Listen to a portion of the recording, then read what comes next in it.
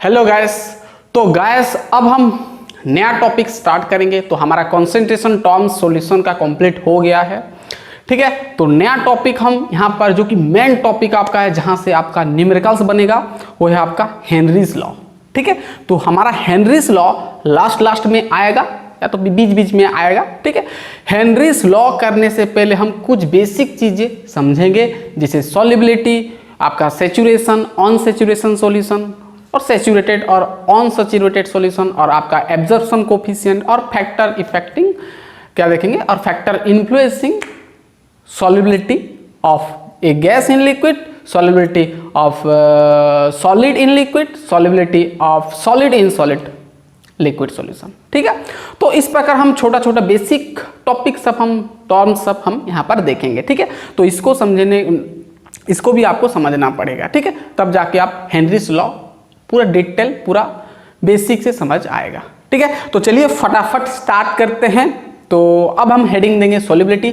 तो yes, my name is Shankar Gurum and you are watching O learning point. तो Henry's law करेंगे, उससे पहले जो हेनरीज लॉ कहाँ से आया है हम वो थोड़ा देख लेते हैं, ठीक है।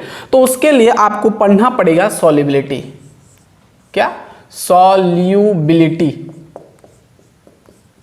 ठीक है। सॉल्युबिलिटी मतलब कितना रेट में आपका सॉल्यूट आपका सॉल्वेंट में डिसॉल्व हो रहा है, उसको हम सॉल्युबिलिटी बोलते हैं, ठीक है। डेफिनेशन आप नहीं लिखोगे, ठीक है।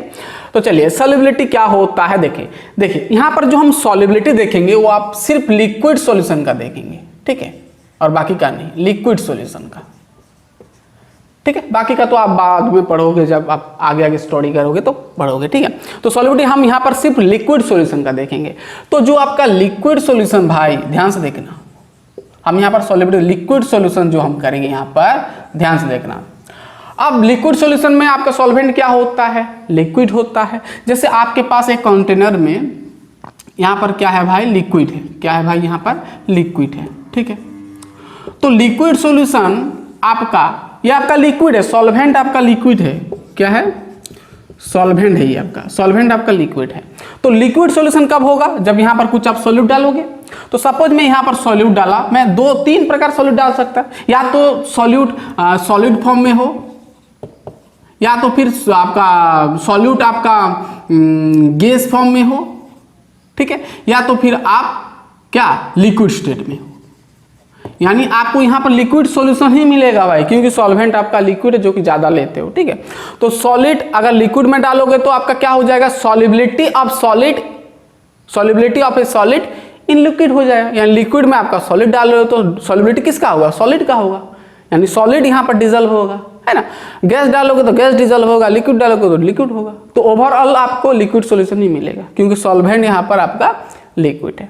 तो यहाँ पर लिक्विड सॉल्यूशन का ही हम सॉल्युबिलिटी देखेंगे।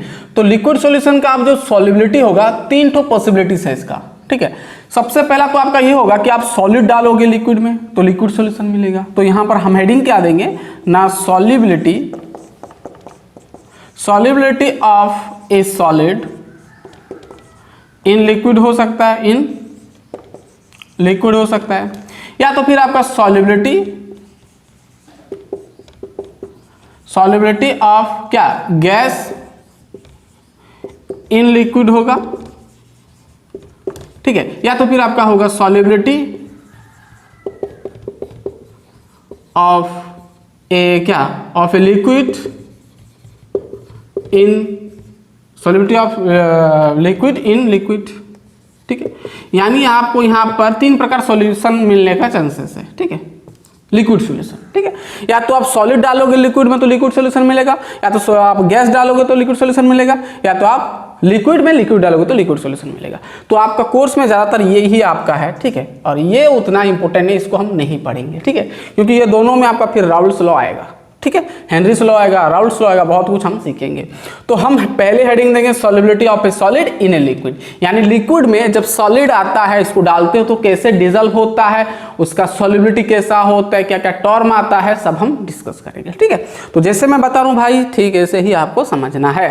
तो लिक्विड सॉल्यूशन का हम क्या देख रहे हैं भाई, यहाँ पर सॉल्युबिलिटी देख रहे हैं, वो भी सॉल्यूट का, ठीक है, सॉल्युबिलिटी देख रहे हैं, ठीक है, समझ में आ रहा है। चलिए solubility of a solid in liquid heading डालो। देखो देखो धीरे धीरे होगा भाई, धीरे धीरे होगा, जैसे मैं बता रहा हूँ ठीक है, समझना है आपको। चलिए चलो, तो हम देखेंगे पहला क्या, सॉल्युबिलिटी। सॉल्युबिलिटी ऑफ ए क्या, सॉलिड, यानी सॉलिड का, सॉलिड जो आपका सॉल्यूट होगा, ठीक है, solubility of a solid in liquid,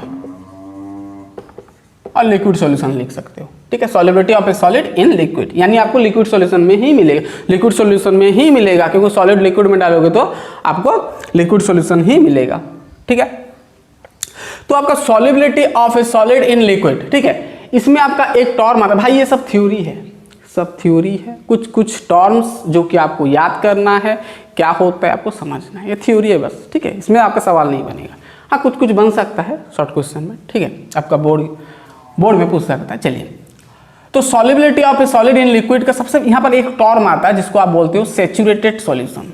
क्या बोलते हो, सैचुरेटेड सॉल्यूशन। अब ये हेडिंग डालो, सैचुरेटेड सॉल्यूशन क्या होता है। देखिए, जैसे मैं आपके पास में यहाँ पर एक कंटेनर में यहाँ पर मैं लिक्विड डाल दिया, ठीक है, लिक्विड डाल दिया, सॉल्वेंट, ये आपका क्या है, सॉल्वेंट है। क्या है, सॉल्वेंट। कौन सा स्टेट में है भाई, लिक्विड स्टेट में, ठीक है। अब मैं यहाँ पर सॉल्यूट क्या डालेंगे भाई, यहाँ पर सॉलिड डालेंगे, क्योंकि solubility of a solid, solid का हम सॉल्युबिलिटी देख रहे हैं, ठीक है। तो यहाँ पर हम क्या डालेंगे, हम सॉलिड डालेंगे, सॉलिड सॉल्यूट डालेंगे, सॉल्यूट डालेंगे जो कि सॉलिड फॉर्म में होगा। तो भाई यहाँ पर सॉल्यूट हम अगर यहाँ पर डालेंगे, ये आपका क्या है भाई, लिक्विड है। क्या है, आपका लिक्विड है। तो अगर हम यहाँ पर सॉलिड डालेंगे तो क्या होगा, सॉलिड धीरे धीरे आएगा और यहाँ पर मिलेगा, डिजल्व होगा लिक्विड में, है ना। फिर मैं डालते गया, अगर पूरा इसको कंटिन्यू डालते जाओगे सॉलिड, तो पूरा ये सॉल्वेंट के साथ पूरा मिल जाएगा, है ना, मिल जाएगा। फिर कंटिन्यू डालते जाओगे तो क्या होगा, सोचो तो, अगर कंटिन्यू डालोगे तो आपका जो सॉलिड होगा धीरे धीरे ये पूरा पैक हो जाएगा, और उसके पास जगह नहीं बचेगा कि यहाँ पर आए और यहाँ पर रहे और डिजल्व होए, ठीक है, यानी आपको जगह नहीं बचेगा यहाँ पर, इसका वॉल्यूम इतना है तो यहाँ पर जितना होगा वो तो डिजल्व होगा पानी के साथ। फिर क्या होगा, धीरे धीरे जब डिजल्व नहीं हो पाएगा, पूरा एक ऐसा लिमिट आएगा जबकि आपका ये जो सॉलिड है यहाँ पर डिजल्व नहीं हो पाएगा, तब क्या होता है, ये जो सॉलिड पार्टिकल ये सरफेस के ऊपर आ जाता है, ऊपर ओवरफ्लो हो जाता है, ठीक है, ऊपर आ जाएगा आपका जो सॉलिड आपका सॉल्यूट है, ऊपर आ जाता है, ठीक है।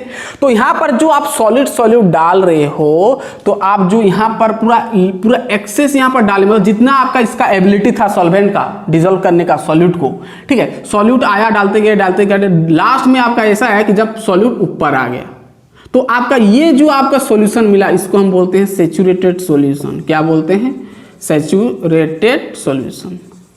सैचुरेटेड सॉल्यूशन का मतलब क्या होता है ना, जब आप सॉल्यूट डिजोल्व करते हो तो लास्ट में डिजोल्व करते जाते हो, लास्ट में पूरा कंप्लीट पूरा ये मिक्स हो जाता है, कंप्लीट पूरा डिजोल्व हो जाता है, तो पूरा जो कंप्लीट होता है, यानी जो कि और आप यहाँ पर सॉल्यूट नहीं डाल सकते, यानी और यहाँ पर सॉल्यूट डिजोल्व नहीं हो सकता इतना वॉल्यूम में, और कांस्टेंट टेम्परेचर में ध्यान देना, यहाँ पर टेम्परेचर कांस्टेंट है भाई, टी कांस्टेंट है, टेम्परेचर कांस्टेंट है, तब ये जो सॉल्यूशन आपको मिलेगा इसको हम क्या बोलेंगे, सैचुरेटेड सॉल्यूशन। और ये सैचुरेटेड सॉल्यूशन में अगर आप और डालोगे सॉल्यूट तो सॉल्यूट आपका ऊपर आ जाएगा, ठीक है। तो सिंपल है भाई, ये आपका सैचुरेटेड सॉल्यूशन। तो यहाँ पर सैचुरेटेड सॉल्यूशन का हम डेफिनेशन अगर लिखना हो तो ऐसे लिख सकते हो कि when no more of solutes dissolve in given mass of solvent and it will be आप लिख सकते हो क्या, and it will be settling, ठीक है, settling at the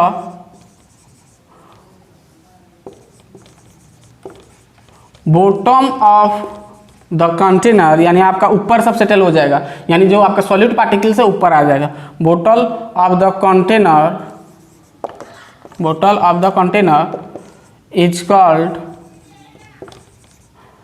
called it's called लिख दो कंटेनर, हाँ कंटेनर, अब इस container full stop, this solution लिख देना, this solution is known as, क्या लिख सकते हो भाई, is known as saturated solution, saturated solution.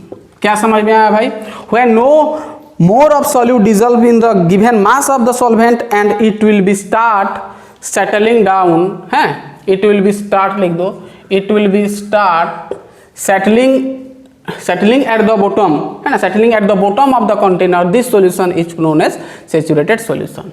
ठीक है, यानी जब आपका नो मोर ऑफ सॉल्यूट्स, यानी और ज़्यादा सॉल्यूट यहाँ पर डिजॉल्व नहीं हो सकता, तब ये जो सॉल्यूशन को हम क्या बोलेंगे, जो नीचे जो आपका जितना हुआ उतना, जो आपका ये जितना आपका डिजॉल्व हुआ, ये सॉल्यूशन को हम सिंपल सैचुरेटेड सॉल्यूशन बोलेंगे। ध्यान देना यहाँ पर टेम्परेचर कांस्टेंट है, अगर यहाँ पर टेम्परेचर बढ़ाओगे तो फिर ये और डिजॉल्व हो जाएगा भाई, और कुछ सॉल्यूट यहाँ पर सॉल्यूट आ जाएगा, क्योंकि गैपिंग हो जाएगा, क्योंकि इंटरमोलिकुलर यहाँ पर फिर कोलाइड होना चालू हो जाएगा ना, सॉल्यूट और सॉल्वेंट का मॉलिक्यूल इधर उधर हो जाएगा, तो गैपिंग आ जाएगा। ठीक है, तो और सॉल्यूट आपका यहाँ पर एंटर कर सकता है अगर टेम्परेचर को बढ़ाओगे। ठीक है, चलिए इतना हो गया, समझ में आ गया सैचुरेशन वाला कहानी। चलिए रुक जाओ, अब यहाँ पर देखना,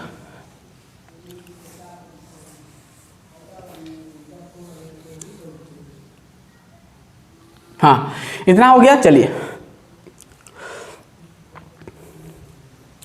ठीक है, यहाँ पर जो सॉल्वेंट है और सॉल्यूट को एक्सेप्ट नहीं कर पाएगा भाई, क्योंकि जितना उसका लिमिट था कांस्टेंट टेम्परेचर में उतना किया, और जितना किया उसमें जो आपका सॉल्यूशन मिला उसको हम सैचुरेटेड सॉल्यूशन बोलेंगे। ठीक है, अगर टेम्परेचर बढ़ाते हो तो क्या हो जाएगा भाई, अगर आप टेम्परेचर बढ़ाओगे तो आपका क्या हो जाएगा, और घुल जाएगा। ठीक है, और सॉल्यूट पार्टिकल आपका एंटर कर सकता है। ठीक है, तो यहाँ पर देखना, अगर मैं यहाँ पर टेम्परेचर बढ़ा दूंगा, चलिए अगर मैं यहाँ पर टेम्परेचर बढ़ा दूंगा, ठीक है, सैचुरेशन समझ में आ गया पूरा। यहाँ पर देखना सैचुरेटेड सॉल्यूशन समझ में आ गया। यहाँ पर एक चीज आता है सॉल्युबिलिटी ऑफ ए सॉल्यूट, यानी सॉल्यूट का यहाँ पर हम क्या देख रहे हैं भाई, सॉल्युबिलिटी ऑफ ए सॉलिड यानी सॉल्यूट। तो इसका अगर हम डेफिनेशन लिखेंगे, यानी सॉल्युबिलिटी ऑफ सॉल्यूट यानी सॉलिड में, है ना, इसका हम सॉल्युबिलिटी का डेफिनेशन सॉल्युबिलिटी ऑफ सॉल्यूट लिख दो, है ना। सॉल्यूट का सॉल्युबिलिटी को हम कैसे डेफिनेशन लिखेंगे भाई, ठीक है, अगर हम यहाँ पर लिखेंगे सॉल्युबिलिटी ऑफ द सॉल्यूट तो हम क्या लिखेंगे, यहाँ पर सिंपल जैसे आपका किताब में लिखा है उसे हम लिखेंगे। ठीक है, चलिए, अरे भाई हम क्या देख रहे हैं, solubility of a solid in liquid, तो यहाँ पर इसका सॉल्युबिलिटी ऑफ ए सॉलिड यानी सॉल्युबिलिटी ऑफ ए सॉल्यूट का हम देख लेते हैं लिक्विड सॉल्वेंट में। ठीक है, अगर इसका डेफिनेशन लिखेंगे तो क्या लिखेंगे, the amount of solute in grams present in 100 gram of the क्या solvent is known as the solubility of a solute। ठीक है, समझ में आ गया भाई। सॉल्वेंट, हाँ सॉल्वेंट ऑफ सैचुरेटेड लिख दो, ऑफ सैचुरेटेड सॉल्यूशन लिख दो, it's called is known as, यहाँ पर सॉल्वेंट के आगे ये लिखना है, क्या बोला है, the amount of solute in grams present in 100 grams of the solvent is known as the solubility of a solute. बहुत सिंपल है भाई कि आपके पास सैचुरेटेड सॉल्यूशन है, सैचुरेटेड मैं बोल दिया भाई। ठीक है, आपका सैचुरेटेड सॉल्यूशन है। ठीक है, अगर यहाँ पर 100 ग्राम सॉल्वेंट में आपका कितना है, कितना amount of solute gram present है यानी डिजॉल्व है, उसको हम क्या बोलेंगे, वो सॉल्यूट का हम क्या बोलेंगे, सॉल्युबिलिटी। बहुत ही सिंपल फंडा है। चलिए, ये तो समझ में आ गया आपका। चलिए, अब यहाँ पर ध्यान देना कि आप यहाँ पर जो सैचुरेटेड सॉल्यूशन मिल रहा है उसको आप अनसैचुरेटेड भी कर सकते हो। ठीक है, कैसे, टेम्परेचर बढ़ा के, यानी जब ध्यान से देखना, ये आपका क्या है, कंटेनर है, यहाँ पर मैं लिक्विड रख दिया, ठीक है, और यहाँ पर सॉलिड में सॉल्यूट डाल दिया, तो यहाँ पर सॉलिड सॉल्यूट आ जाएगा, मिल जाएगा। यानी आपका ये क्या है, आपका सैचुरेटेड सॉल्यूशन है। मतलब अब और यहाँ पर डालोगे सॉल्यूट तो ये ऊपर रख देगा, अंदर नहीं घुसाएगा, ठीक है ना। यानी उसका और मतलब ये सॉल्वेंट और एक्सेप्ट नहीं कर पाएगा सॉल्यूट पार्टिकल्स को, तो ये आपका क्या हो जाएगा, सैचुरेटेड सॉल्यूशन हो गया। ये सैचुरेटेड सॉल्यूशन हो गया। तो अगर मैं यहाँ पर नीचे हीट किया, गरम किया तो फिर सॉलिड पार्टिकल आके और भी बहुत सारा सॉलिड पार्टिकल यहाँ पर डिजल्व हो सकते हैं। तो डिजल्व और हो जाएगा, सॉल्यूशन मान लो इतना हो गया है ना, सॉल्यूशन बढ़ गया और डिजल्व हो गया, तो ये पूरा को हम क्या बोलेंगे, अनसैचुरेटेड बोलेंगे। यानी अगर आप टेम्परेचर को बढ़ाते हो तो और सॉलिड पार्टिकल ऐड हो जाता है, तो जो सॉल्यूशन मिलता है उसको हम क्या बोलते हैं, अनसैचुरेटेड। क्या बोलते हैं हम, अनसैचुरेटेड, सैचुरेटेड। और फिर इसको अगर कूल करोगे, ठंडा कर दोगे, तो फिर क्या हो जाएगा भाई, ये ऊपर रह जाएगा, जो पीछे आया था सॉलिड पर ऊपर रह जाएगा, और जितना आपका बचेगा वो आपका सैचुरेटेड सॉल्यूशन हो जाएगा कांस्टेंट टेम्परेचर में, ठीक है। यानी आप यहाँ पर आपको ये समझ में आया कि आप सैचुरेटेड सॉल्यूशन को आप हीट करके अनसैचुरेटेड बना सकते हो, अनसैचुरेटेड बना सकते हो, और फिर अनसैचुरेटेड सॉल्यूशन को फिर कूल करके यानी ठंडा करके आप फिर क्या बना सकते हो, सैचुरेटेड सॉल्यूशन बना सकते हो। ये आपका इक्विलिब्रियम कंडीशन है, ठीक है गाइस। ये समझ में आ गया पर सॉल्युबिलिटी ऑफ सॉल्यूट क्या होता है, ठीक है। यहाँ पर कुछ हम बेसिक चीजें हम देखें, ठीक है, टेंशन मत लो, ये बस समझो, फिट करो, बेसिक नॉलेज है ये सब। चलिए अब हम देखेंगे क्या ना, सॉल्युबिलिटी ऑफ ए सॉल्यूट, यानी सॉलिड का सॉल्युबिलिटी लिक्विड में जब होता है, यानी लिक्विड में जब सॉल्यूट मतलब सॉल्युबल होता है, तो कौन कौन सा फैक्टर है जो कि इसको इन्फ्लुएंस करता है, यानी इफेक्ट डालता है, वो हम देखेंगे, ठीक है। तो हम हेडिंग क्या डालेंगे भाई ना, फैक्टर्स, कौन कौन सा फैक्टर्स है जो कि आपका solubility of solid in liquid में इन्फ्लुएंस डालता है। क्या क्या फैक्टर हो सकता है जो कि आपको इफेक्ट डालता हो solubility of a solid in liquid. तो यहाँ पर सोचो ना भाई, यहाँ पर आपका क्या है, लिक्विड सॉल्यूशन, यहाँ पर आप जब सॉल्यूट डालोगे तो कौन कौन सा चीज यहाँ पर डिपेंड करेगा भाई, आपका टेम्परेचर के ऊपर डिपेंड करेगा सॉल्युबिलिटी। यहाँ पर सॉल्यूट जो डालोगे तो कौन, यहाँ पर जो सॉल्युबिलिटी होगा, यहाँ पर जो सॉल्युबल होगा, कौन कौन सा चीज को डिपेंड करेगा, ये सॉल्युबिलिटी आपका टेम्परेचर को डिपेंड करेगा, है ना। टेम्परेचर बढ़ाओगे तो क्या होगा, सॉलिड पार्टिकल और एंटर होगा। प्रेशर के ऊपर तो डिपेंड नहीं करता है, आपका टेम्परेचर हुआ, आपका सॉल्यूट का नेचर क्या है, सॉल्वेंट का नेचर क्या है, इसके ऊपर डिपेंड करेगा, है ना। सबका सॉल्यूट और सॉल्वेंट आप अलग अलग ले सकते हो, तो सभी का अलग अलग उसका सॉल्युबिलिटी होता है, यानी मिक्सिंग पावर होता है, डिजल्विंग पावर होता है ना। कुछ सॉल्यूट धीरे धीरे डिजल्व होगा, कुछ ज़्यादा स्पीड से होगा, है ना। तो सॉल्युबिलिटी सबका कहानी अलग होता है। तो बहुत सारा हम फैक्टर देखेंगे जो कि डिपेंड करता है solubility of solid in liquid में, ठीक है। तो पहले हम देखेंगे क्या भाई, लिख लें,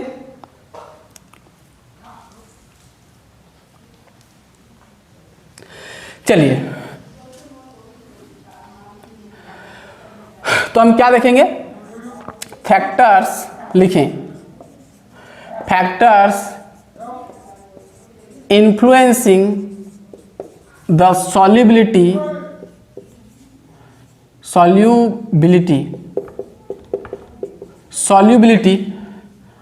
of solid, ध्यान देना, solid in liquid।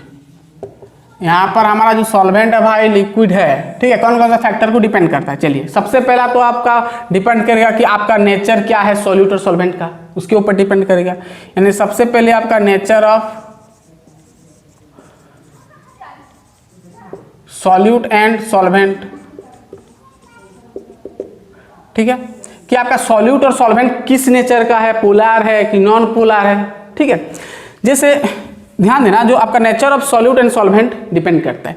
तो जो आपका सॉल्युबिलिटी होता है ना, जो आपका सॉल्युबिलिटी होता है ना, जो सॉल्यूट का सॉल्युबिलिटी होता है या तो फिर सॉल्वेंट का कह सकते हो, तो जो उसका सॉल्युबिलिटी होता है एक प्रिंसिपल से काम करता है, ठीक है, वो होता है आपका लाइक डिजॉल्व्स लाइक, है ना, ये किताब में लिखा होता है, लाइक डिजल्व, लाइक मतलब सेम प्रकार का सॉल्यूट सेम प्रकार का सॉल्वेंट के साथ इजीली डिजॉल्व हो पाता है, यानी सॉल्युबल अच्छा खासा होता है। ठीक है, जैसे मैं एग्जांपल के तौर पे लिखूंगा तो सपोज आपके पास एक है NaCl सोडियम क्लोराइड जो कि नॉन पोलर है भाई, नॉन पोलर है, और आपके पास सपोज आपके पास नॉन पोलर में मान लो वाटर ले लिया, ये भी आपका नॉन पोलर है, सॉरी आपका पोलर है भाई, ये पोलर है, पोलर क्या है, पोलर है, क्या है पोलर, ये भी पोलर है, ये पोलर है। तो जब ये दोनों को मिलाओगे तो आपका सॉल्युबल अच्छा खासा मिलेगा, सॉल्युबल अच्छा खासा मिलेगा। ठीक है, पोलर पोलर है, यानी आपको क्या समझ में आया, यहां पर जो सॉल्यूट होगा एंड सॉल्वेंट होगा वो आपका क्या होगा ना, सेम नेचर का होगा, सेम नेचर का, तब अच्छा खासा आपको सॉल्युबिलिटी मिलेगा। ठीक है, जैसे यहाँ पर पोलर ली, यहाँ पर पोलर ली, तो दोनों डिजल्व आसानी से हो सकता है, और अलग अलग होने से भी होता है बट बहुत कम होता है। ठीक है, और भी मैं बहुत सारा, जैसे और भी मैं ले लिया, सपोज नाफ्थालीन ले गया है ना, नाफ्थालीन ले गया जो कि आपका होता है पोलर होता है कि नॉन पोलर रहता है भाई, नॉन पोलर होता है ना, नॉन, ठीक है NP लिख दो ना, नॉन पोलर होता है। और इसके साथ में बेंजीन ले गया, यह भी आपका नॉन पोलर होता है। तो नॉन पोलर सेम नेचर का है, यानी इसका सॉल्युबल अच्छा खासा आपको मिलेगा। ठीक है, अगर आप यहाँ पर पोलर और नॉन पोलर अलग अलग ले गए तो आपको सॉल्युबल मिलेगा, बट उसका सॉल्युबिलिटी बहुत कम होगा, मतलब धीरे धीरे डिजॉल्व होगा। ठीक है, ठीक है, यानी क्या समझ में आया आपको, nature of solute and solvent में क्या समझ में आएगा, यानी आपका सॉल्यूट और सॉल्वेंट का नेचर दोनों का सेम होगा, यानी पोलर है तो वो सॉल्वेंट भी आपका पोलर होगा, ये नॉन पोलर है तो ये आपका नॉन पोलर होगा, तो सॉल्युबिलिटी अच्छा खासा आपको मिलेगा, किसका, सॉल्यूट का, और सॉल्वेंट का कैसे, तो कोई दिक्कत नहीं। ठीक है, चलिए इतना तो आपको समझ में आ गया। तो पहला नेचर था, पहला जो डिपेंड करता है आपका क्या, सॉल्यूट का क्या, सॉल्युबिलिटी क्या ना, नेचर ऑफ सॉल्यूट और सॉल्वेंट, जो आपका सॉल्युबिलिटी है ऑफ सॉलिड इन लिक्विड, तो पहला उसका डिपेंड, पहला जो फैक्टर क्या था, nature of solute and solvent, है ना। चलिए बहुत ही आसान था। अब हम देखते हैं 2 नंबर, तो ये हो गया, समझ में आ गया। चलिए ठीक है, अब इसको बस समझना है भाई और नोट बनाना है, ठीक है, और कुछ नहीं। दूसरा आपका हो सकता है टेम्परेचर, क्या हो सकता है, टेम्परेचर, टेम्परेचर के ऊपर डिपेंड करेगा, क्योंकि भाई टेम्परेचर बढ़ाएंगे तो हम सॉल्युबिलिटी भी बढ़ेगा, सॉल्युबिलिटी बढ़ेगा ना, ठीक है ना। चलिए दूसरा लिखें क्या, टेम्परेचर। तो जनरली क्या होता है, जब आप टेम्परेचर को बढ़ाते हो, सीधा सीधा लिखना है तो क्या लिखना है, increase in temperature, increase in temperature, increase in temperature increases the solubility. अभी मैं बताया भाई, टेम्परेचर बढ़ाओगे तो सॉल्युबिलिटी ऑब्वियसली बढ़ेगा, ठीक है। तो क्या होगा ना, टेम्परेचर बढ़ाओगे, सैचुरेटेड सॉल्यूशन में टेम्परेचर बढ़ाओगे तो क्या होगा, मॉलिक्यूल सब क्या होगा, आपस में कोलाइड होंगे, तो इधर भागेगा, ये इधर भागेगा, तो बीच में बहुत सारा गैपिंग हो जाएगा। गैपिंग जो हो जाएगा तो फिर सॉलिड पार्टिकल आप और डाल सकते हो, यानी ज़्यादा आपका एक्सेस अमाउंट में आप डिजॉल्व कर सकते हो, है ना। कम सॉल्वेंट में अगर आप ज़्यादा हीट दे रहे हो तो ज़्यादा आप सॉल्यूट डिजॉल्व कर सकते हो, ठीक है। यानी आपका increase in temperature increases the solubility, है ना। टेम्परेचर जितना बढ़ाओगे, है ना, सॉल्यूशन में टेम्परेचर जितना बढ़ाओगे, हीट जितना दोगे, आपका सॉल्युबिलिटी उतना बढ़ेगा, ठीक है। तो यहाँ पर क्या हो ना, एक्सपेरिमेंटली देखा गया, क्या,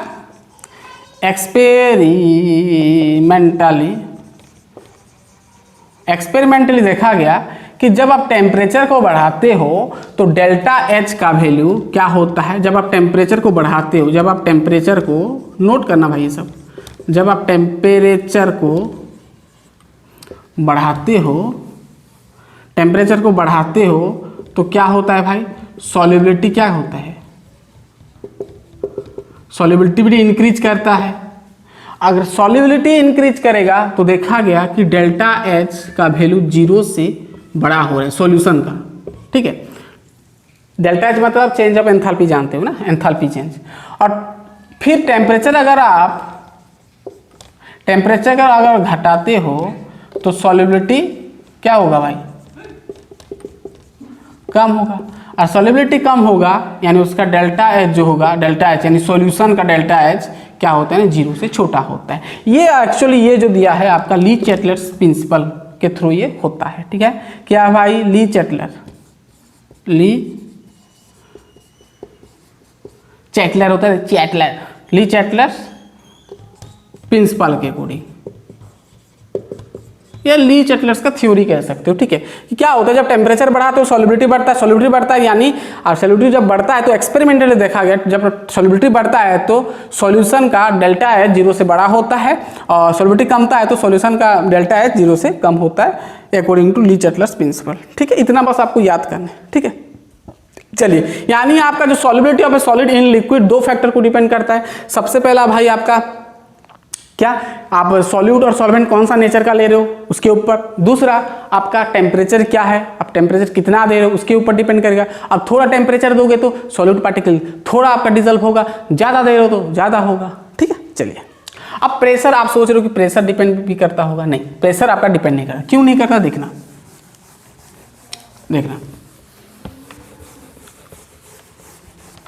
अब आप सोच रहे हो प्रेशर देना, यहाँ पर नोट डालो, नोट नीचे नोट कर दो भाई।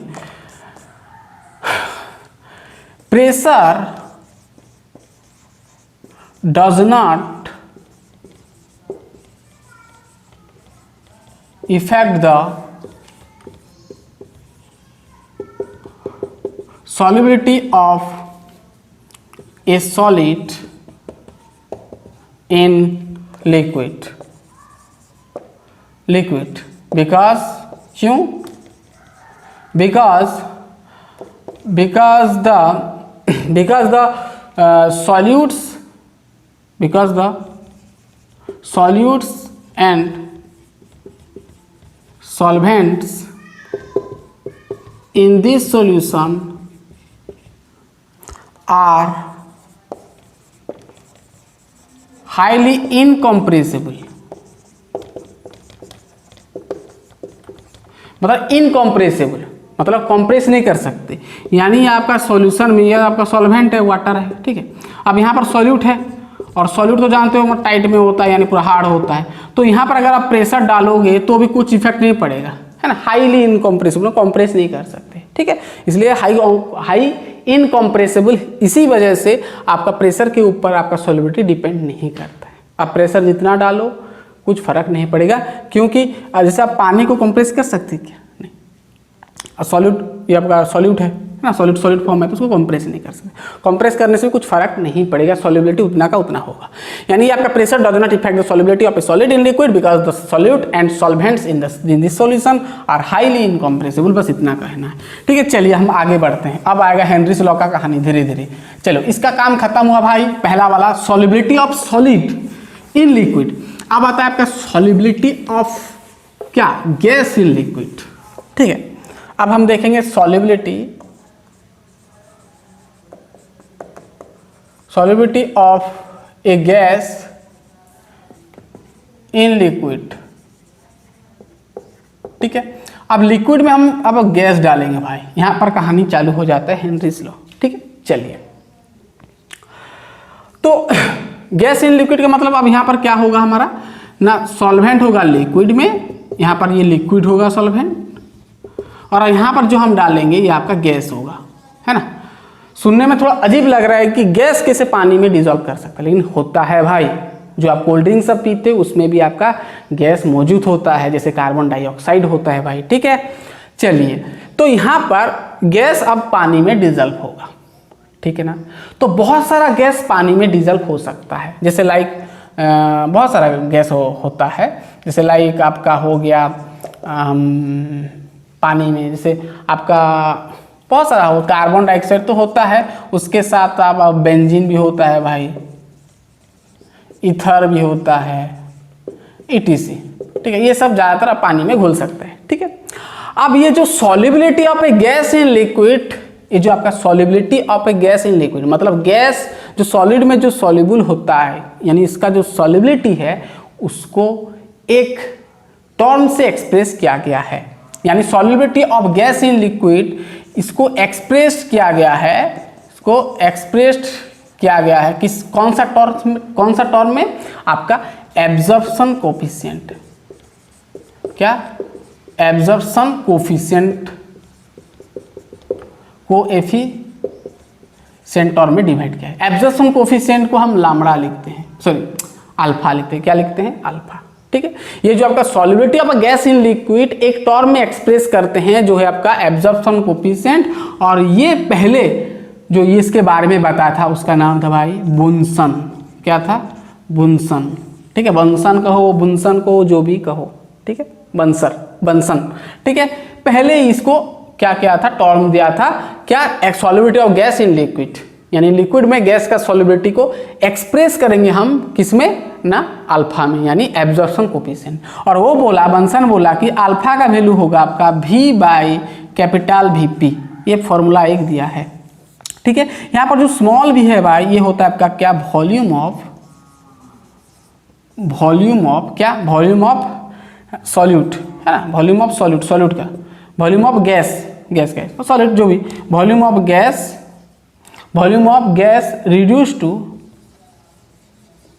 reduced to standard temperature and pressure,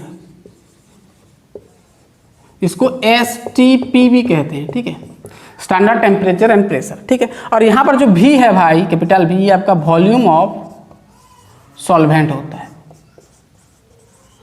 और आपका जो यहाँ पर P दिख रहा है ना ये आपका प्रेशर होता है, क्या होता है भाई प्रेशर होता है, वो भी इन बार में कहो या तो फिर एटमॉस्फेरिक प्रेशर भी कह सकते हो, ठीक है। तो ये सिंपल चीज बताया था भाई solubility of gas in liquid, मतलब लिक्विड में गैस का सॉल्युबिलिटी को हम एक्सप्रेस करेंगे ये टर्म में, अल्फा टर्म में, अल्फा का फॉर्मूला होता है V बाई VP। और ये अल्फा का वैल्यू ध्यान देना, जब यहाँ पर देखो जब अल्फा का वैल्यू आपको ज़्यादा मिलेगा, अल्फा अगर बढ़ेगा तो आपका सॉल्युबिलिटी भी बढ़ेगा। इसको मिटा दे रहे, यहाँ पर नोट करना भाई, ये अल्फा का वैल्यू ना अलग अलग आपका सॉल्यूट का अलग अलग होता है, पानी में, ये सिर्फ पानी में, अलग अलग सॉल्वेंट में अलग अलग आपका अल्फा मिलता है, ठीक है। वो हम नहीं देखेंगे भाई, हम थोड़ा सा ऊपर पर जाइए, आपका उतना नहीं है डीप में, फिर भी मैं बता दे रहा हूँ, ठीक है। यानी लिखना है यहाँ पर greater the value of alpha greater the solubility, alpha का वैल्यू जितना मिलेगा भाई सॉल्युबिलिटी अल्फा का वैल्यू जितना ज़्यादा आपका सॉल्युबिलिटी उतना ज़्यादा, बस इतना नोट करो, कुछ नहीं है। चलिए हम आगे बढ़ते हैं, ठीक है। चलिए अब हम देखते हैं ये solubility of gas in liquid समझ में आ गया कि बहुत सारा गैस होता है जो कि आपका पानी में डिजॉल्व करता है, जैसे कार्बन डाइऑक्साइड, बेंजीन और ईथर हो गया, ये सब आपका डिजॉल्व होता है, ठीक है ना। आपका जितना भी आपका एल्कोहल है वो सब भी डिजॉल्व होता है। अब हम देखेंगे कि ये जो solubility of A gas in liquid, यानी लिक्विड में जो आपका गैस डिजॉल्व कर रहा है यानी सॉल्युबल हो रहा है, तो कौन कौन सा चीज़ यहाँ पर डिपेंड करता होगा, ठीक है। कौन कौन सा चीज़ भाई, सबसे पहले तो आपका क्या गैस का नेचर है ना, सॉल्यूट का नेचर और सॉल्वेंट का नेचर के ऊपर डिपेंड करेगा कि आप कौन सा ले रहे हो, क्योंकि सबका अलग अलग सॉल्युबिलिटी होता है, डिजॉल्विंग पावर होता है, ठीक है। तो पहला हम हेडिंग दो factors influencing the solubility of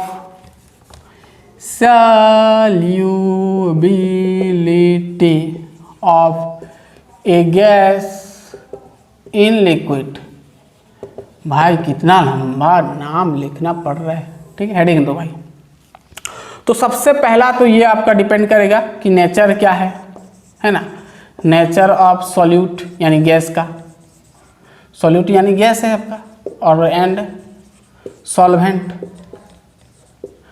ठीक है। सॉल्वेंट वाटर लो, एल्कोहल लो, जो भी लो, ठीक है। तो सबसे पहले तो डिपेंड करेगा कौन सा आप गैस ले रहे हो यानी सॉल्यूट ले रहे हो, कौन सा सॉल्वेंट ले रहे हो। जैसे मान लो यहाँ पर अगर हम वाटर सॉल्वेंट में देखेंगे तो अलग अलग का ना, अलग अलग सॉल्यूट का अलग अलग डिजॉल्व मतलब उसका सॉल्युबिलिटी होता है। कोई आपका धीरे धीरे सोल्यूबल होता है, यानी कम सोल्यूबिलिटी होता है, किसी गैसेस का ज़्यादा सोल्यूबिलिटी होता है। जैसे आपका एग्जांपल के तौर पे आपका जैसे आपका हाइड्रोजन हुआ, O2 हुआ, नाइट्रोजन हुआ, ये सब ना बहुत कम सोल्यूबल होता है आपका पानी में, यानी आप कह सकते हो कि स्मॉल सोल्यूबिलिटी, मतलब आपका मतलब लेस सोल्यूबिलिटी कह सकते हो, लेस सोल्यूबिलिटी होता है, ठीक है, लेस सोल्यूबिलिटी हो। जैसे आपका बहुत सारा, जैसे आपका एमोनिया हो गया, ठीक है, एमोनिया हो गया, आपका HCl हो गया, आपका सल्फर डाइऑक्साइड हो गया, ये आपका हाई सोल्यूबल होता है, हाईली सोल्यूबल इन वाटर। ये आपका लेस सोल्यूबल लिख दो, ठीक रहेगा, लेस सोल्यूबल इन वाटर। यानी आपको क्या समझ में आ रहा है कि डिफरेंट टाइप्स ऑफ गैसेस का अलग अलग उसका सॉल्युबिलिटी होता है, यानी पानी में, मैं पानी में बात कर रहा हूँ, सेम सॉल्वेंट में बोल रहा हूँ, है ना। यहाँ पर सॉल्वेंट भाई सेम है, वाटर है, यहाँ पर भी वाटर है, तो सेम सॉल्वेंट में सभी गैसेस का अलग अलग नेचर होता है, यानी सॉल्युबिलिटी होता है। जैसे H2O2 N2 जो कि आपका लेस सॉल्युबल होता है पानी में, और NH3 HCl SO2 ये सब हाई सॉल्युबल होता है, यानी तुरंत डिजल्व हो जाएगा, ठीक है। चलिए, सॉल्युबिलिटी ज़्यादा होता है, बहुत बढ़िया।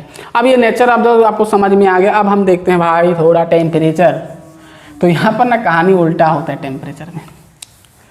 अगर आप यहाँ पर टेम्परेचर बढ़ाते हो तो सॉल्युबिलिटी कमता है भाई, सॉल्युबिलिटी कमता है। क्यों कमता है भाई, अब हम देखेंगे, ठीक है। दूसरा फैक्टर जो कि डिपेंड करता है solubility of A gas in liquid को, वो है आपका टेम्परेचर।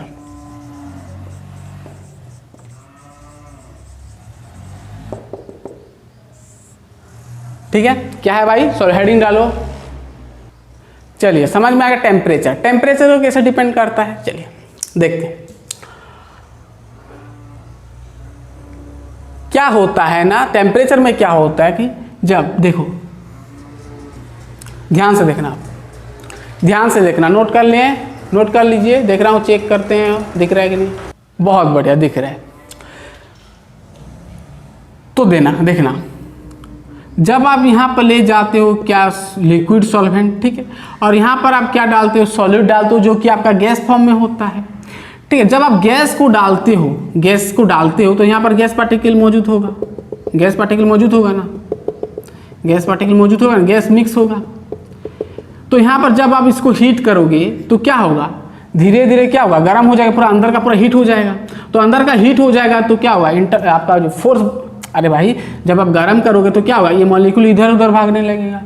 ज़्यादा गर्म करोगे तो क्या होगा, धीरे धीरे ये जो आपका सॉल्यूट पार्टिकल है, यानी गैस पार्टिकल धीरे धीरे फिर एस्केप कर जाएगा आगे, मतलब इवापोरेट हो जाएगा, एस्केप कर जाएगा, है ना, यानी इवापोरेट हो जाएगा, इवापोरेट होके बाहर चला जाएगा।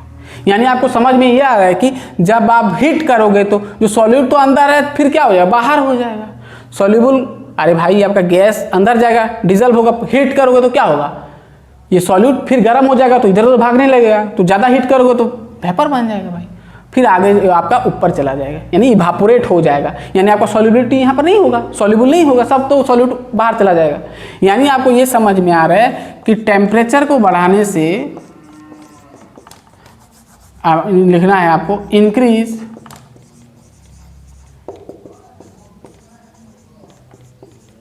increase in temperature decreases the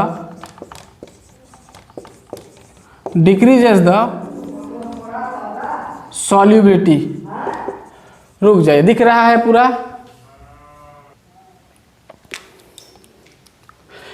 यानी आपका increase in temperature decreases the solubility, यानी आपका टेम्परेचर बढ़ाते हो तो क्या होता है, सॉल्युबिलिटी डिक्रीज होता है। समझ में आ गया क्यों डिक्रीज होता है भाई, क्योंकि ज़्यादा हीट करोगे तो ये पार्टिकल सब आगे भाग जाएगा, है ना, इवापोरेट हो जाएगा, कह सकते हो एस्केप हो जाएगा, ठीक है। तो ये आपका होता है कहानी। यानी यहाँ पर आप ये लिख सकते हो कि यहाँ पर आप गैस यानी जो सॉल्यूट है ना, इसके साथ किसको मिला रहे हो भाई, वाटर के साथ, यानी सॉल्वेंट जो आपका वाटर, ठीक है। ये दोनों मिक्सचर को आप जब हीट करते हो तो क्या होता है, आपका सॉल्यूशन मिलता है। अरे भाई गैस और वाटर के साथ जो सॉल्यूशन मिला, ये सॉल्यूशन मिला, इसको आप अगर हीट करते हो तो क्या होता है, हीट करते हो तो क्या होगा, गैस पार्टिकल बाहर हो जाता है। यानी यहाँ पर गैस के साथ वाटर ऐड कर रहे हो और हीट कर रहे हो तो सॉल्यूशन मिल रहा है, उसके साथ आपको क्या मिल रहा है भाई, हीट मिल रहा है। क्या मिल रहा है, हीट मिल रहा है। यानी इसको आप क्या बोल सकते हो, हीट मिल रहा है, यानी आपका ये क्या हीट मिल रहा है, यानी हीट क्या हो रहा है, इवोल्व हो रहा है। क्या हो रहा है, इवोल्व हो रहा है। क्या हो रहा है भाई, इवोल्व हो रहा है। यानी आपका डेल्टा एच यहाँ पर क्या हो जाएगा भाई, नेगेटिव हो जाएगा, है चेंज ऑफ एंथैल्पी नेगेटिव हो जाएगा। यानी ये प्रोसेस को आप एक्सोथर्मिक प्रोसेस कह सकते हो। क्या कह सकते हो, एक्सोथर्मिक प्रोसेस कह सकते हो। यानी जब आपको समझ में ये आया कि जब लिक्विड में अगर गैस डालते हो तो प्रोसेस क्या होता है, एक्सोथर्मिक प्रोसेस, जब आप हीट करते हो तो, टेम्परेचर देते हो तो। ठीक है, क्लियर पूरा। चलिए बहुत ही बढ़िया, आपको समझ में आया कि टेम्परेचर बढ़ाने से सॉल्युबिलिटी आपका कम होता है। चलिए ये तो टेम्परेचर वाला कहानी गया। अब आता है प्रेशर। ठीक है, प्रेशर में क्या होता है, ध्यान से ना, प्रेशर बढ़ाने से आपका सॉल्युबिलिटी भी बढ़ता है। ठीक है, तो अब हम देखेंगे क्या, प्रेशर। ठीक है, इफेक्ट ऑफ प्रेशर और प्रेशर, 2 नंबर ना कि 3 नंबर, 3 नंबर प्रेशर। तो प्रेशर को भी डिपेंड करता है भाई। ठीक है, जैसे मान लो आपके पास एक कंटेनर है, ठीक है,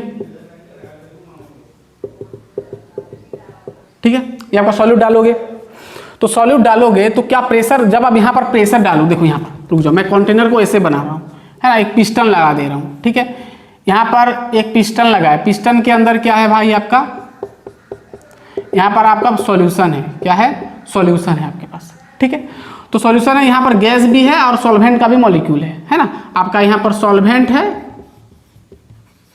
प्लस आपका सॉल्यूट है, मिक्सचर है भाई।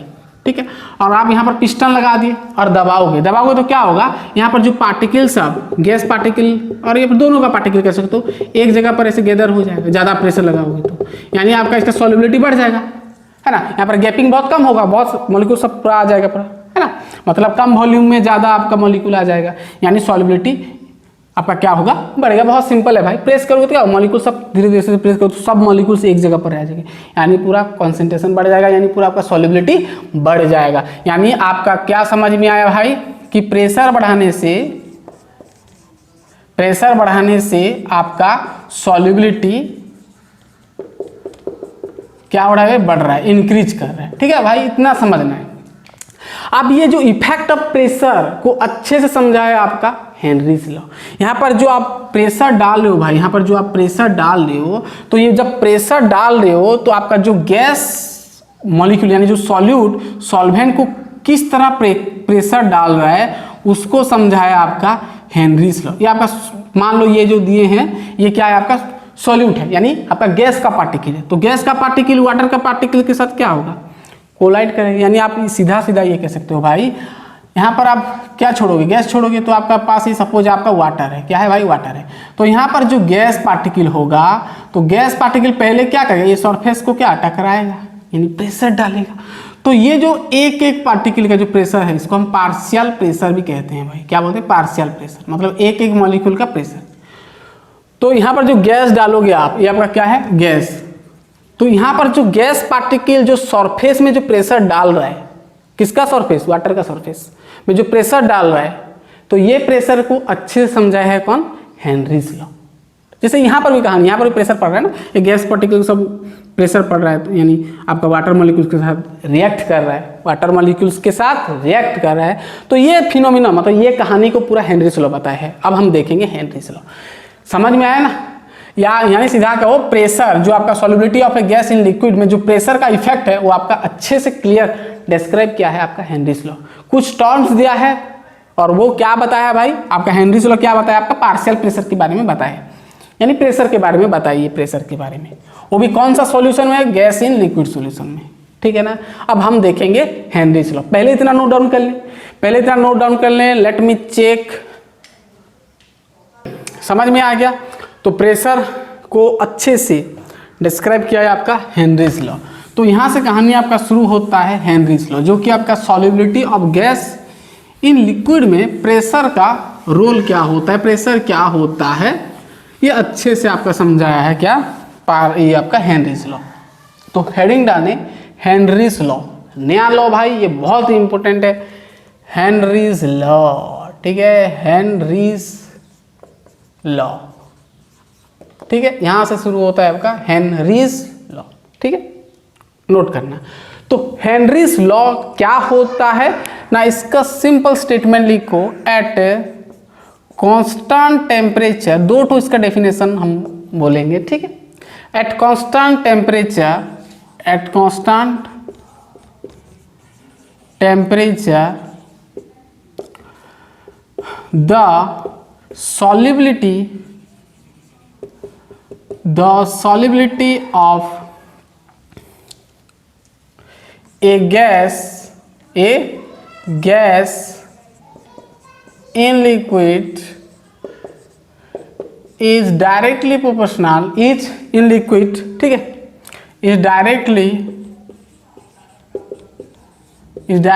proportional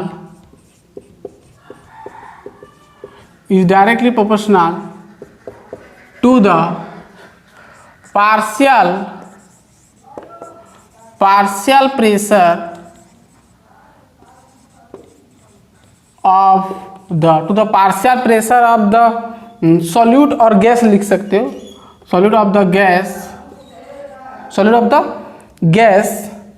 present लिखना, present above the surface of the solution,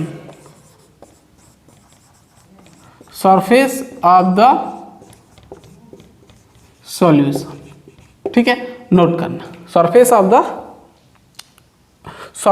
the liquid लिख देना, surface of the liquid in solution लिख दो, ठीक है। क्या बोलता है हेनरीज लॉ कि एट कांस्टेंट टेम्परेचर, मतलब टेम्परेचर कांस्टेंट होगा तब उसका जो सॉल्युबिलिटी ऑफ द गैस, यानी गैस का जो सॉल्युबिलिटी लिक्विड में, वो डायरेक्टली प्रोपोर्शनल होगा किसके साथ ना, partial pressure of the gas present, ये आपका PRE होगा, present above the surface of the liquid in solution. क्या बोलता है सिंपल भाई कि क्या बोलता है कि आपके पास जो सॉल्यूशन है, ये आपका लिक्विड सॉल्यूशन, ये लिक्विड का आपका ये सरफेस, ये आपका लिक्विड है, ठीक है, तो यहाँ पर आप क्या करोगे, गैस छोड़ोगे, ठीक है, तो गैस का जो आपका जो पार्टिकल है, गैस का जो पार्टिकल यहाँ पर आएगा तो इसके साथ मिक्स होगा, तो यहाँ पर ये जो सरफेस में क्या करेगा ना, प्रेशर डालता है, एक पार्टिकल, भाई ध्यान से सुनना, गैस पार्टिकल जब इसको डिजॉल्व करोगे तो क्या होगा, गैस का जो पार्टिकल है तो ये एक पार्टिकल क्या करेगा ना, ये जो आपका लिक्विड के ऊपर जो सरफेस के एरिया में क्या करेगा ना, प्रेशर डालेगा, जिसको हम पार्शियल प्रेशर कहते हैं। पार्शियल क्यों बोलते हैं, क्योंकि एक मॉलिक्यूल का अलग अलग प्रेशर होगा, मतलब एक मॉलिक्यूल का एक प्रेशर को हम पार्शियल बोलेंगे, यानी एक पार्टिकल का प्रेशर को हम पार्शियल प्रेशर बोलेंगे, है ना, मतलब एक है ना, इंडिविजुअल मॉलिक्यूल का जो प्रेशर लगने वाला फोर्स को हम, प्रेशर को हम क्या बोलते हैं, पार्शियल प्रेशर बोलते हैं, ठीक है। तो यहाँ पर जो पार्शियल प्रेशर जो होगा किसका, गैस का, है ना, क्या बोलता है ना, जो आपका पार्शियल प्रेशर, ध्यान सुनना, पार्शियल प्रेशर ऑफ गैस, है ना, इसको हम P में डिनोट करते हैं, ये डायरेक्टली प्रोपोर्शनल होता है किसके साथ ना, सॉल्युबिलिटी के साथ, यानी पार्शियल प्रेशर जितना ज़्यादा होगा सॉल्युबिलिटी उतना, अरे वाह भाई ऑब्वियसली होगा, क्योंकि जितना जोर से ये पार्शियल प्रेशर, यहाँ पर जितना मॉलिक्यूल पार्शियल प्रेशर डालेंगे लिक्विड के सरफेस के ऊपर, उतना जल्दी डिजॉल्व होगा, यानी सॉल्युबिलिटी बढ़ेगा। तो ये सिंपल भाई आपका क्या बोलता है, हेनरीज लॉ, यहाँ पर प्रेशर टर्म आ रहे हैं, है ना, तो इसको क्या किया हेनरीज लॉ, ये तो बताया हेनरीज लॉ ये आपका होता है, तो क्या किया हेनरी, क्या किया इसको और थोड़ा मॉडिफाई किया और यहाँ पर मोल फ्रैक्शन टर्म यूज कर दिया, ठीक है। तो इसको और अच्छे से शॉर्टली हम लिख सकते हैं, क्या, ये भी एक डेफिनेशन कह सकते हो, है ना, स्टेटमेंट लॉ कह सकते हो, और आप एक और लिख सकते हो कि द मोल फ्रैक्शन, ध्यान देना, the mole fraction of gas in liquid, the mole fraction of gas in liquid, mole fraction को हम जीटा में डिनोट करते हैं, ठीक है, the mole fraction of gas in liquid, और in liquid नहीं in solution लिख दो, in solution, the mole fraction of gas in solution is directly is directly proportional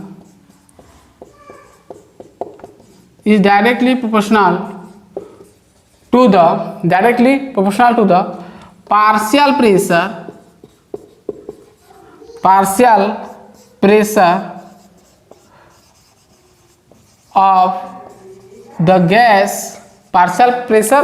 of the gas P बोलते हैं, partial pressure of the gas को हम क्या बोलते हैं, P ओवर द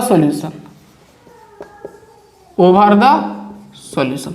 तो भाई इसको नोट करना है ना, ये अच्छा खासा आपका स्टेटमेंट है, ठीक है। The mole fraction of the gas in solution is directly proportional to the partial pressure of the gas over the solution. क्या बोलता है देखना, इसको मिटाए। अब हेनरीज लॉ क्या बोलता है, यहाँ पर एक आपका स्टेटमेंट, आपका एक फॉर्मूला आएगा, नोट करना, ठीक है। चलिए क्या बोलता है, ध्यान सुनना। यहां पर बस आपका मोल फ्रैक्शन जोड़ दिया। क्या बोलता है, अरे भाई ये आपका लिक्विड है, ठीक है, यहाँ पर गैस, ये आपका क्या गैस पार्टिकल है ना, डिजॉल्व करोगे तो ये अपना खुद का प्रेशर डालेंगे, पार्शियल प्रेशर, ठीक है। तो क्या बोलता है कि ये जो पार्शियल फ्रैक्शन, ये जो पार्शियल क्या प्रेशर, यानी इसका जो पार्शियल, क्या बोलता है ध्यान सुनना, पार्शियल प्रेशर ऑफ गैस का है ना, P बोलते हैं, डायरेक्टली प्रोपोर्शनल होता है किसके साथ ना, मोल fraction of the gas in solution, ठीक है। सीधा भाई क्या बोलता है कि जितना आपका पार्शियल प्रेशर होगा गैस का, यानी जितना ज़्यादा आपका गैस का पार्शियल प्रेशर बनेगा यहाँ पर, वो डायरेक्टली प्रोपोर्शनल होगा किसके साथ, मोल fraction of the gas in solution. अरे भाई यहाँ पर जितना ज़्यादा यहाँ पर मॉलिक्यूल पार्शियल प्रेशर डालेंगे, उतना ज़्यादा यहाँ पर नंबर ऑफ मोल आपको गैस मिलेगा अंदर सॉल्यूशन में, मिलेगा कि नहीं, जितना ज़्यादा घुसेंगे उतना ज़्यादा यहाँ पर number of moles of gas आपको मिलेगा। तो सीधा बोलता है कि तो partial pressure of gas directly proportional to mole fraction of the gas in solution, मतलब सॉल्यूशन में आपका जो गैस है उसका मोल फ्रैक्शन के साथ इक्वल होगा, यानी इक्वल बोल सकते हो, प्रोपोर्शनल बोल सकते हो। चलिए इतना लिख लें, मोल फ्रैक्शन ऑफ द गैस के साथ इक्वल होगा। समझ में आ गया पूरा क्लियर। चलिए इतना कहानी, अब इसको हम और थोड़ा सिंपल करेंगे। क्या बोलता है कि partial pressure of the gas यानी P डायरेक्टली प्रोपोर्शनल हम लिख सकते हैं मोल फ्रैक्शन ऑफ द गैस, यानी हम मोल फ्रैक्शन को जीटा में लिख सकते हैं, है ना। ये आपका हेनरी दिया एक स्टेटमेंट, एक फॉर्मूला, ठीक है। इसको फॉर्मूला में बनाया, P प्रोपोर्शनल को हटाया कि इक्वल दिया, तो इक्वल देंगे तो कुछ कांस्टेंट हमको जोड़ना पड़ेगा, तो वो कांस्टेंट हेनरी लाया KH, और यहाँ पर है आपका जीटा आपका मोल फ्रैक्शन ऑफ द गैस है, और KH को बोलते हैं हम क्या, हेनरीज कांस्टेंट। क्या बोलते हैं, हेनरीज कांस्टेंट, ठीक है। और इसका यूनिट ज़्यादातर आपका बार में होगा, किलो बार में होगा, किलो बार में होगा, टॉर में भी हो सकता है ना, ठीक है। पूरा क्लियर। तो ये आपका होता है भाई हेनरीज लॉ, ठीक है। यानी हेनरीज लॉ क्या बोल रहा है कि the mole fraction of the gas is directly proportional to the partial pressure of the gas, ठीक है, above the liquid surface कह सकते हो। क्लियर पूरा क्लियर। चलिए लिख ले, अभी हम सवाल करेंगे। समझ में आ गया पूरा भाई। क्या बोला, जितना नंबर ऑफ मोल्स, मतलब जितना नंबर आपका, जितना पार्शियल प्रेशर यहाँ पर बनेगा सरफेस के ऊपर, उतना नंबर ऑफ मोल्स आपको यहाँ पर सॉल्यूट देखने को मिलेगा, यानी गैस देखने को मिलेगा, मोल फ्रैक्शन, ठीक है। चलिए ये फॉर्मूला नोट करना भाई। अब यहां पर हम एक ग्राफ के थ्रू यहां पर उसका चेक कर सकते हैं, ठीक है। तो यहां पर आप ग्राफ बना के इसे बना सकते हो, ध्यान से देखना, ठीक है। इधर आपका मोल फ्रैक्शन कर दो, मोल फ्रैक्शन ऑफ गैस, इधर आप पार्शियल प्रेशर कर दो,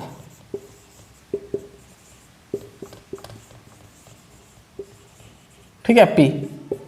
तो अगर बनाओगे तो ये आपका स्ट्रेट लाइन बनेगा, है ना। Directly proportional P directly proportional mole fraction, है ना। पार्शियल प्रेशर जितना होगा मोल फ्रैक्शन उतना बढ़ेगा, है ना। पार्शियल प्रेशर अगर मान लो इतना है तो मोल फ्रैक्शन इतना होगा, पार्शियल प्रेशर इतना है मोल फ्रैक्शन इतना होगा, यानी आपका एक स्ट्रेट लाइन बन जाएगा, ठीक है। पूरा क्लियर ना? चलिए पूरा क्लियर ना, डायरेक्टली प्रोपोर्शनल है। चलिए अब हम सवाल लेंगे, ठीक है, ठीक है ना भाई। अब सवाल कर देंगे, फिर इसके बाद उसका एप्लीकेशन थोड़ा देख लेंगे, है ना, बोर्ड में आप पूछ सकता है, और उसका थोड़ा लिमिटेशन देख लेंगे, ठीक है। चलिए बहुत सारा सवाल हम करेंगे भाई, आईआईटी का भी एक लेंगे। चलिए हम करते हैं सवाल।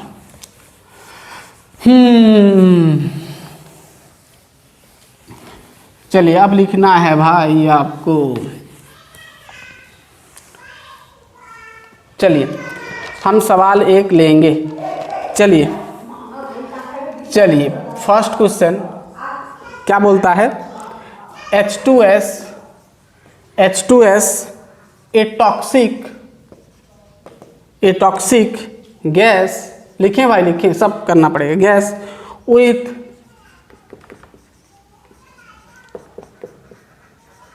Rotor smell, rotor egg like smell, ठीक है, is used for qualitative analysis, ठीक है। इफ द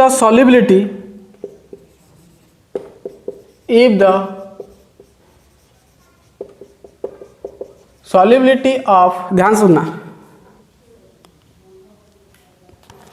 H2S आपका गैस है, ठीक है, in water at STP standard temperature and pressure, ठीक है, इज 0.195 m, स्मॉल m मतलब मोलालिटी, ठीक है, ध्यान सुनना, कैलकुलेट,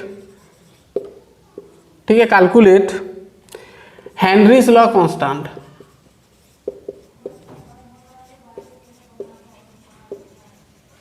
ठीक है, हेनरीज लॉ कांस्टेंट। समझ में आया पूरा भाई क्या बोला है? सॉल्यूशन क्या बोला है पहले समझो। H2S है जो कि गैस है, a toxic gas with rotten egg like smell होता है, वो यूज हुआ है फॉर क्वालिटेटिव एनालिसिस, एक एनालिसिस में यूज हुआ है। If the solubility of the H2S in H2O at इतना इतना, आपको गिवन दे दिया है भाई, ठीक है, आपको गिवन दे दिया है, आपको दे दिया KH का गिवन दे दिया है ना, आपका दे दिया हेनरीज लॉ कांस्टेंट, हमको निकालना है हेनरीज लॉ कांस्टेंट, हमको निकालना है, तो आपको पार्शियल दे दिया है, ठीक है, पार्शियल प्रेशर ऑफ H2S दे दिया, H2S का पार्शियल प्रेशर दे दिया 0.987 बार, ठीक है, ये आपको गिवन दे दिया है भाई, ठीक है। ध्यान सुनना क्या बोला है, अब देखना, क्लियर। चलिए आपको सॉल्युबिलिटी H2S का वाटर में दे दिया 0.195 m दे दिया, m मतलब मोलालिटी, तो ध्यान से सुनना, यहां पर सॉल्युबिलिटी ऑफ द, हमको क्या दिया है भाई,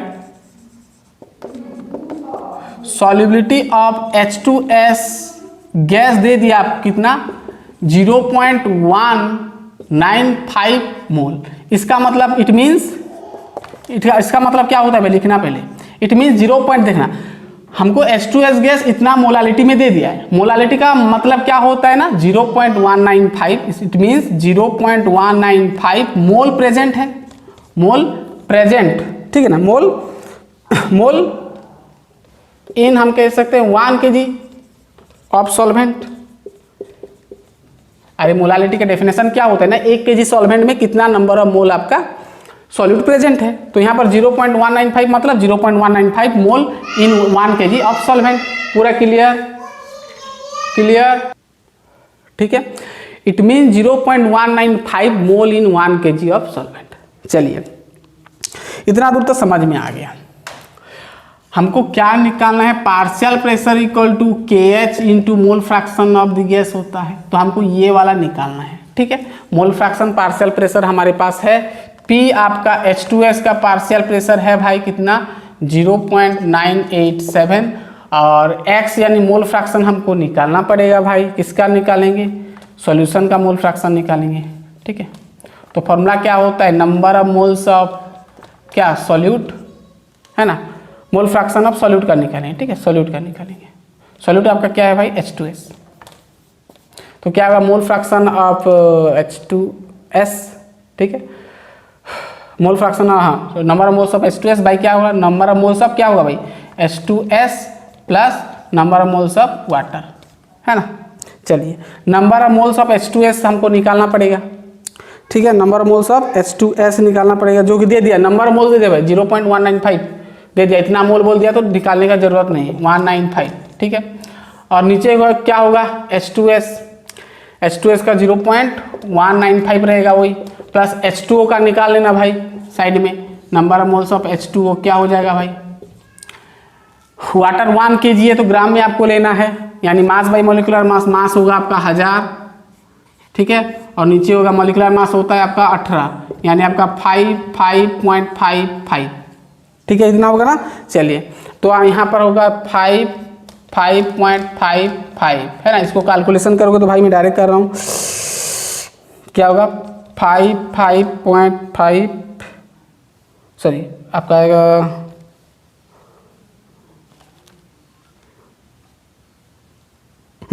इसको अगर पूरा कैलकुलेशन करोगे तो कितना आएगा भाई? कितना आएगा? तो यहाँ पर 0.0035 आएगा। ठीक है, इतना आएगा मोल फ्रैक्शन ऑफ किसका? H2S का। अब हम आसानी से निकाल सकते हैं KH। हो गया भाई, तो इसको मिटा देते हैं। चलिए, बहुत ही सिंपल है। ठीक है, चलिए, हमारा हेनरीज लॉ क्या बोलता है? Partial pressure of H2S equal to हम क्या लिख सकते हैं? KH। KH किसका भाई? H2S का, है ना। हम सॉल्यूट का KH देखते हैं, और X mole fraction of solute, वही सॉल्यूट का। तो मोल फ्रैक्शन आया भाई 0.0035। तो भाई क्या निकालोगे? ये निकालोगे, इसको फेंको इधर। तो KH किसका? फॉर H2S इक्वल टू क्या लिख सकते हैं भाई? ये इधर आएगा तो डिवाइड हो जाएगा। तो PH2S का दे दिया पार्शियल प्रेशर 0.987 बाई क्या होगा? ये 0.0035। सॉल्व करोगे तो आएगा आपका कितना? हाँ, 282 आएगा, 282 बार आएगा। ठीक है, बार लिख देना लास्ट में, कोई दिक्कत नहीं है। ठीक है ना, यूनिट लिख देना बार। ठीक है, सब ग्राम में है यूनिट तो आप बार में लिख देना, है ना। अगर किलोग्राम में तो ग्राम में करना है। ठीक है, हो गया। ठीक है, चलिए नेक्स्ट सवाल लेते हैं हम। एक IIT का ले जाते हैं। ठीक है,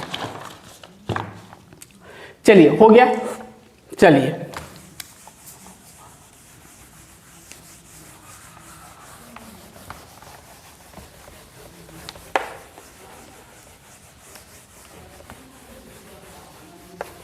चलिए नेक्स्ट हम IIT का एक सवाल लेते हैं। ठीक है, चलिए लिखिए। The Henrys law constant for the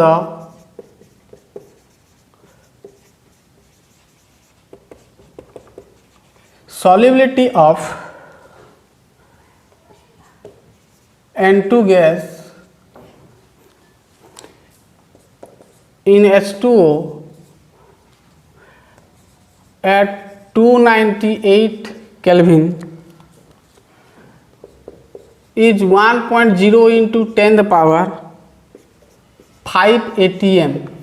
ठीक है, the mole fraction of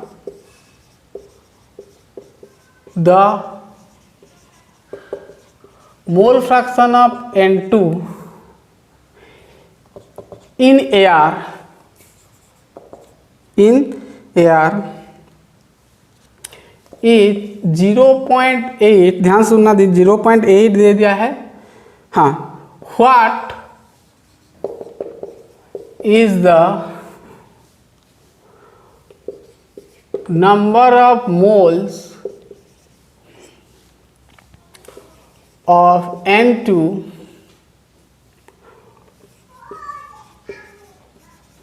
from air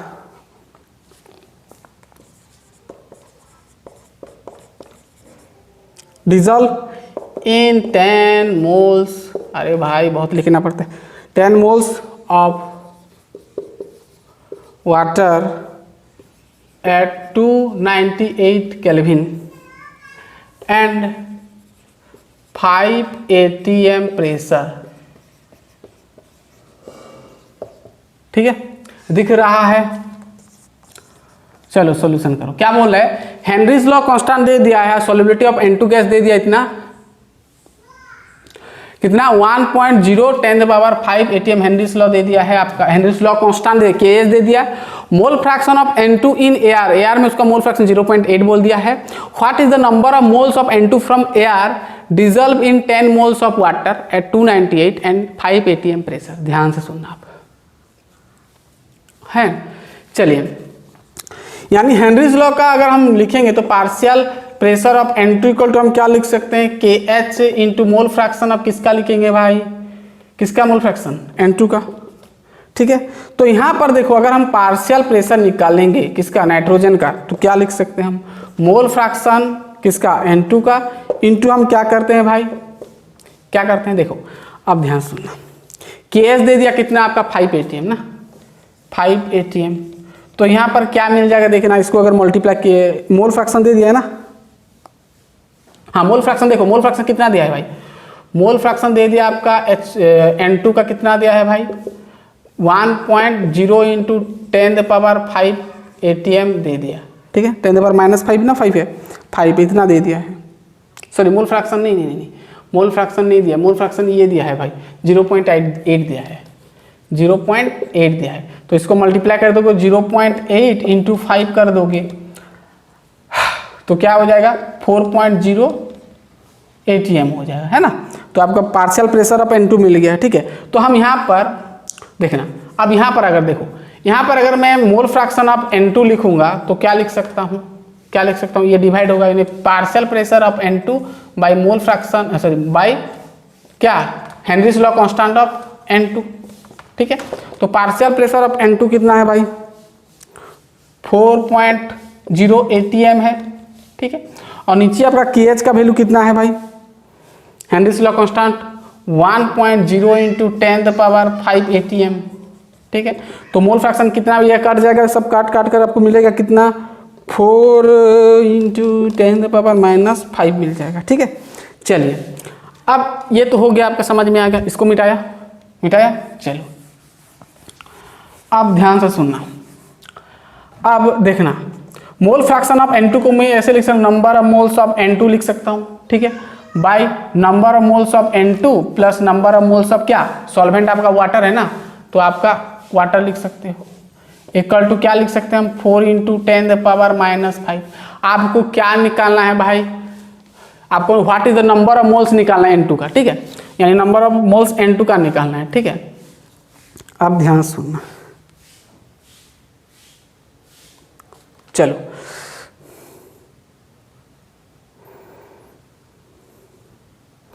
चलिए, अब नंबर ऑफ मोल्स वाटर का कैसे निकाल, यहाँ पर हमको जरूरत है H2O का number of moles, mass by molecular mass. तो यहाँ पर नंबर ऑफ मोल्स देखना वाटर का, बोल दिया कि for the solubility of gas इतना एट इतना atm, the mole fraction of N2 इन 0.8। आपको दे दिया है 10 मोल्स ऑफ H2O बोल दिया है ना, इतना बोल दिया, तो यानी आपका ठीक है, नंबर ऑफ मोल्स आपका कितना हुआ, 10 मोल होगा ना, 10 मोल दे दिया भाई, 10 मोल्स ऑफ बोल दिया ना, 10 मोल्स ऑफ वाटर। ठीक है, चलो अब यहाँ पर एक चीज सुनना, जब आप वाटर, ध्यान से, जब आप वाटर में H2O में जब आप N2 डालते हो ना, तो उसका ना सॉल्युबिलिटी बहुत कम होता है, पानी में सॉल्युबिलिटी बहुत कम होता है, मतलब उसका मतलब ये N2 जो पानी में बहुत कम डिजल्व कर पाता है, इसीलिए हम यहाँ पर number of moles of N2 को हम नेगलेक्ट कर सकते हैं, है ना। तो यहाँ पर अगर हम इसको नेगलेक्ट कर देंगे तो क्या हम लिख सकते हैं भाई, क्या हम लिख सकते हैं, नीचे वाला, ये दोनों को अगर मिक्सचर करेंगे तो ये इसका जो सॉल्युबिलिटी बहुत कम होता है, यानी बहुत कम सॉल्युबल हो पाता है पानी में, सो इसको हम नेगलेक्ट कर सकते हैं, है ना। ये चीज़ नोट करना भाई, तो N2/NH2 लिख सकते हैं इक्वल टू 4 × 10⁻⁻5। ठीक है ना, समझ में आया ना। नाइट्रोजन गैस ना पानी में बहुत कम डिजल्व हो पाता है, इसलिए उसको हम नेग्लेक्ट कर सकते हैं। ठीक है, तो यहाँ पर number of moles of N2 क्या है, number of moles of N2 का मैं बताया ना भाई, हमको तो निकालना है, number of moles of N2 निकालना है। ठीक है, तो यहाँ पर इसको मल्टीप्लाई करें number of moles of water into 4 × 10⁻⁻5 equal to, इसका 10 मोल है तो 10 × 4 × 10⁻⁻5। ठीक है, वहाँ ये आपका 4 × 10 क्या हो जाएगा, इसका पावर 1 -4 क्या मोल, यानी आपको 10 मोल ऑफ वाटर में आपको इतना नंबर ऑफ मोल क्या मिलेगा, N2 गैस मिलेगा। चलिए, बहुत ही आसान सवाल था। अब हम आगे बढ़ेंगे, लिख लें इतना। चलिए, ये हो गया, बहुत ही आसान था। चलिए, मैं आपके लिए एक क्वेश्चन दे रहा हूँ, खुद से ट्राई करना। ठीक है, हेनरीज लॉ तो पूछता तो है, ठीक है, लेकिन ज़्यादातर आपका कोलिगेटिव प्रॉपर्टीज में आएगा भाई। ठीक है, एक तो सवाल मैं आपका दे रहा हूँ CBSE 2010 का, इसके जैसा है भाई। ठीक है, चलिए करना खुद से। चलिए,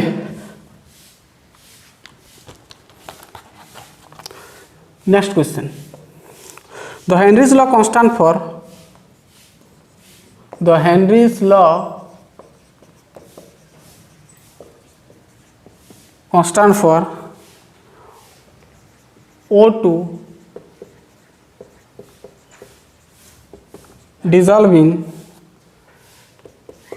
H2O is क्या है, 4.34 × 10⁻4 ATM है। ठीक है, एट 25 डिग्री दे दिया, at 25 degree Celsius, full stop. If partial pressure of O2 in air is 0.2 ATM। ठीक है, अंडर ऑर्डिनरी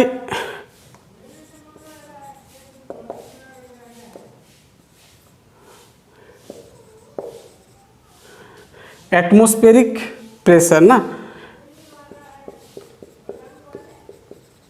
एटमॉस्फेरिक कंडीशन लिख दो, एटमॉस्फेरिक ऑर्डिनरी एटमॉस्फेरिक कंडीशन। ठीक है, फुल स्टॉप। कैलकुलेट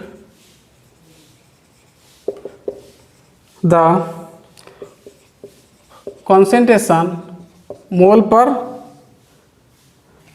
लीटर में काटना है, आपको निकालना है मोल पर लीटर में of dissolve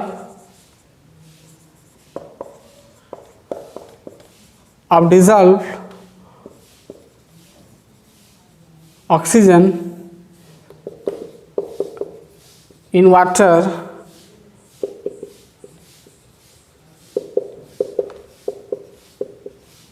in equilibrium with air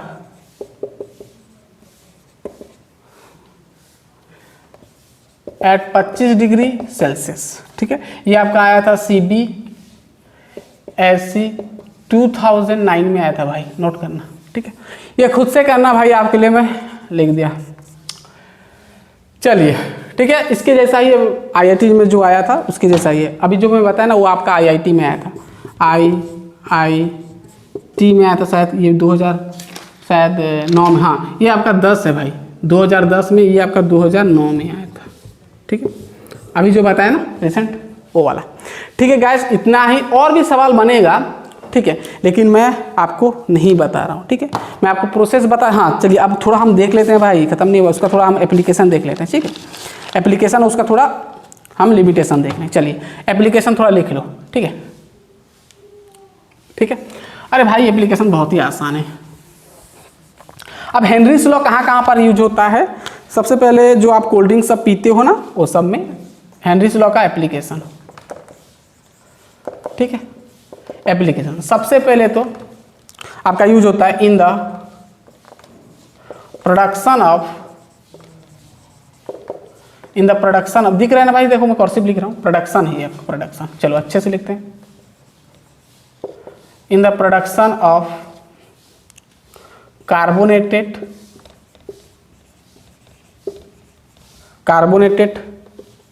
ठीक है, बिवरेजेस, ठीक है। दूसरा आपका इन डीप सी डाइविंग ना, ये जानते हो। चलिए तीसरा for people living at high climbers,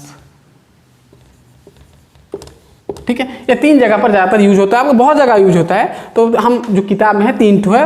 in the production of carbonated beverages, beverages मतलब आपका जो ड्रिंक्स सब है ना, जो आप पीते हो, कोल्ड ड्रिंक, फुल ड्रिंक्स, ये सब में आपका क्या यूज होता है, हेनरीज लॉ का यूज होता है। क्योंकि वहाँ पर मतलब हाई प्रेशर में क्या करते हैं ना, गैस को डिजोल्व करते हैं लिक्विड में, है ना, यानी सील करते हैं। तो आपका प्रोडक्शन ऑफ कार्बोनेटेड बिवरेजेस में यूज होता है। नेक्स्ट आपका डीप सी डाइविंग, जो आप समुद्र में देखे होंगे कि जो बोतल पकड़ के जाते हैं अंदर ना, यहाँ पर मास्क टाइप का लगा के जाते हैं, तो वहाँ पर बोतल में बहुत सारा गैस मौजूद होता है जो कि हमारा बॉडी को पूरा मेंटेन करता है, ठीक है। जो बॉडी का जो प्रेशर होता है, ब्लड का जो प्रेशर होता है, उसको मेंटेन करके रखता है। तो वहाँ पर भी आपका हेनरीज लॉ यूज होता है ना। तो क्योंकि हमारा जो प्रेशर होता है अंदर बहुत कम होता है भाई, ये बहुत ज़्यादा होता है ना। जब आप पानी के पूरा अंदर तक जाओगे तो आपका प्रेशर बहुत ज़्यादा होता है ना।